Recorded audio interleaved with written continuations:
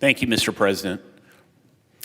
Since the beginning of this year, there's been a lot of conversation, both here in Washington and around the country, about the future of American involvement in Venezuela and how that relates to the War Powers Act.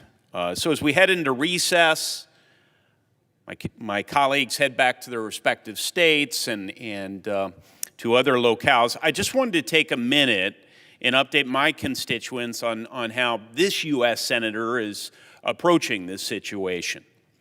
First, I want to reiterate that I support President Trump's decision to bring Nicolas Maduro to justice for his many crimes.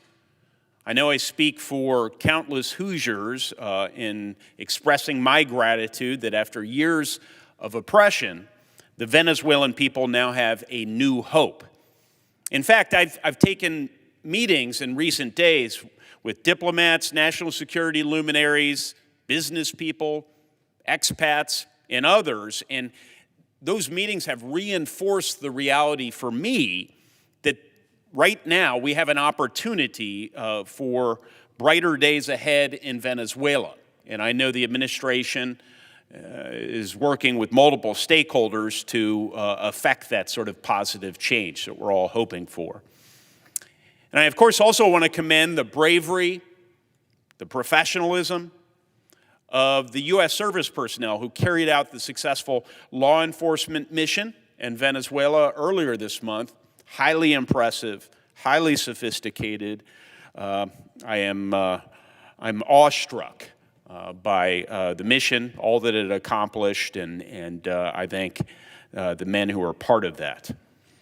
Now, while I applaud and stand with the president and his team on the law enforcement action taken in Venezuela to remove Nicolas Maduro, that law enforcement mission is now complete.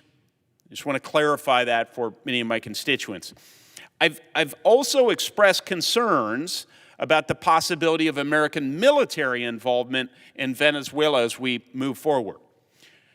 The president and members of his national security team have openly stated that the United States now runs Venezuela. And because we can't predict the future, no one can guarantee with certainty that an American military presence won't be required to stabilize the country. So I, along with what I believe to be the majority of Hoosiers, am not prepared to commit American troops to that mission. I strongly believe that any such commitment of U.S. forces in Venezuela must be subject to debate and authorization in Congress, and that is what animated so much of my activity in recent days and weeks. Now, that belief is not a new one to this situation or this president. In fact, for over a decade and under multiple presidents, I have pushed for Congress to fulfill its role defined in the Constitution on matters involving the use of military force. Since U.S. involvement in Venezuela began last year, I pushed for briefings and other forms of congressional engagement. Just last week, because of those concerns, I ultimately voted to advance a war powers resolution to make my concerns crystal clear to the administration and to my colleagues. The reality, though, is this.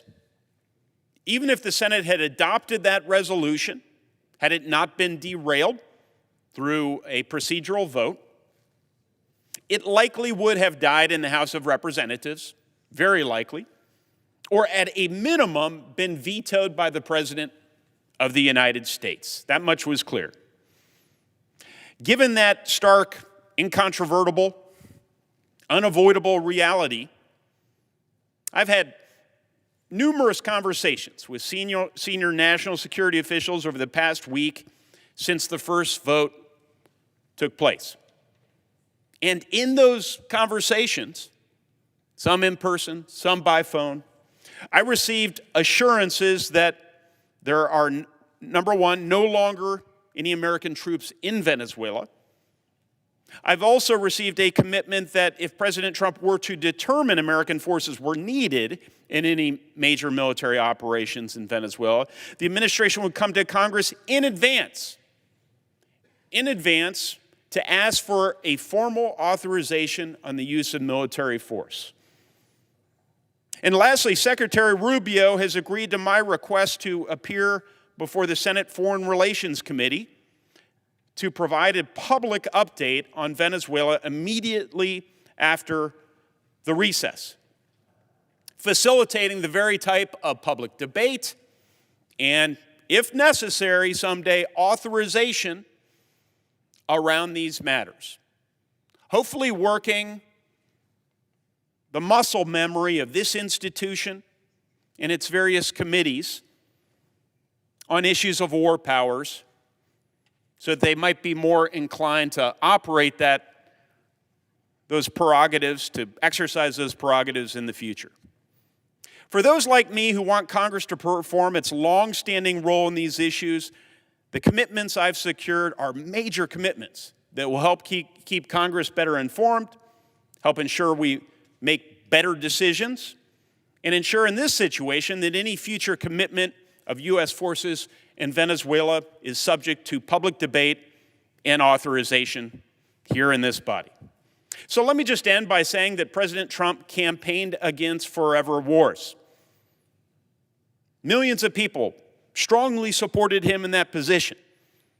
I strongly support him in that position, still today.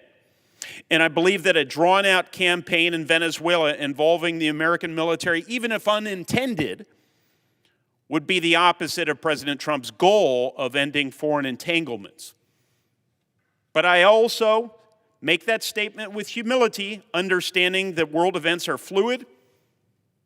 The world is complicated. Circumstances can change. And what all of us in this body should want is the opportunity to perform oversight and provide input on these critical foreign policy issues on behalf of those we represent. If we must make a decision, a very difficult decision, at some point in the future, our constituents should be able to hold us accountable for those decisions. Regardless of who serves as president or which party controls the White House, Congress must get back to carefully fulfilling its constitutional responsibilities. And I am pleased that we have a path forward toward that goal now. And I look forward to the next steps in the weeks ahead. Thank you, Mr. President. I yield the floor.